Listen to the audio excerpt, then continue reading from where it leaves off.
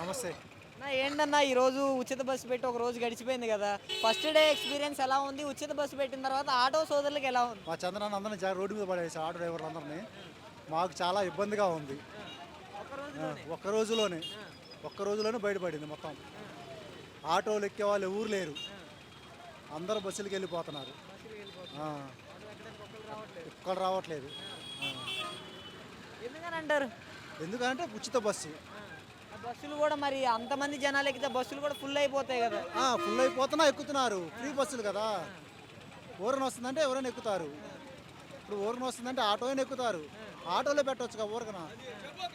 ఇంతకు ముందు మీరు అంటే ఫ్రీ బస్ లేకముందు ఒక రోజు మొత్తం ఇప్పుడు నేను చెప్పేది ఆటో వాళ్ళకి కొన్ని ఆటోలను కేటాయించేసి ఆటో ఫ్రీగా పెట్టేశారు అనుకోండి, బస్సు ఎక్కే వాళ్ళు బస్సు ఛార్జ్ పెట్టుకొని వెళ్ళిపోతారు. ఆటో వాళ్ళకి నెలకి ఇంత వేస్తామా, ఉపాధి కూడా జరిగింది, నెలకి ఇంత వేస్తారు అని చెప్పేసి పెట్టుకుంటే క్లియర్గా ఉంటుంది కదా. అంటే ఈ ఉచిత బస్సు లేనప్పుడు పొద్దున్న నుంచి ఈ సమయం వరకు, సాయంకాలం సమయం వరకు సుమారుగా ఎంత తోలేవాళ్ళు మీరు? ఆయిల్ ఖర్చులు పోను 1500 1000 చేతిలో ఉండేవి. ఇప్పటికి 500 కూడా తోల రాలా. పొద్దున్న నుంచి ఏ టైంకి వచ్చారు పొద్దున? పొద్దున్న 8ంటికి వచ్చాం. మధ్యాహ్నం భోజనానికి వెళ్ళి అన్నం తిని ఒక గంట రెస్ట్ తీసుకొని మళ్ళీ వచ్చాం. ఏమి లేక కదలకుండా ఇక్కడ ఖాళీ కూర్చున్నా, మీరు వచ్చారు. మరి ఇలానే కొనసాగితే రేపటి రోజున ఆటో డ్రైవర్ల పరిస్థితి ఏంటి? మొత్తం ధర్నా చేసేయడం, ఏం చేస్తాం?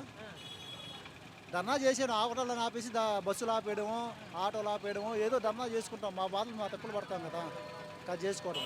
అంటే పక్క రాష్ట్రంలో తెలంగాణలో చూసాం మనం ఉచిత బస్సు పెట్టి అయిపోయింది, ఆపేశారు కూడా. ఇక్కడ కూడా అదే జరగవచ్చేమో చెప్పలేముగా. అంటే అలా కాదన్న, ఇప్పుడు పక్క రాష్ట్ర పరిస్థితి చూసిన తర్వాత కూడా చంద్రబాబు నాయుడు గారు 40 years విజనరీ అని చెప్పుకుంటారు కదా. మరి ఇలాంటి పథకాన్ని ఆటో సోదరులకు ఇబ్బంది కలుగుతుందంటే ఆపొచ్చు కదా మరి. అతను ఆల్రెడీ హామీ ఇచ్చేశాడు కదా పథకము.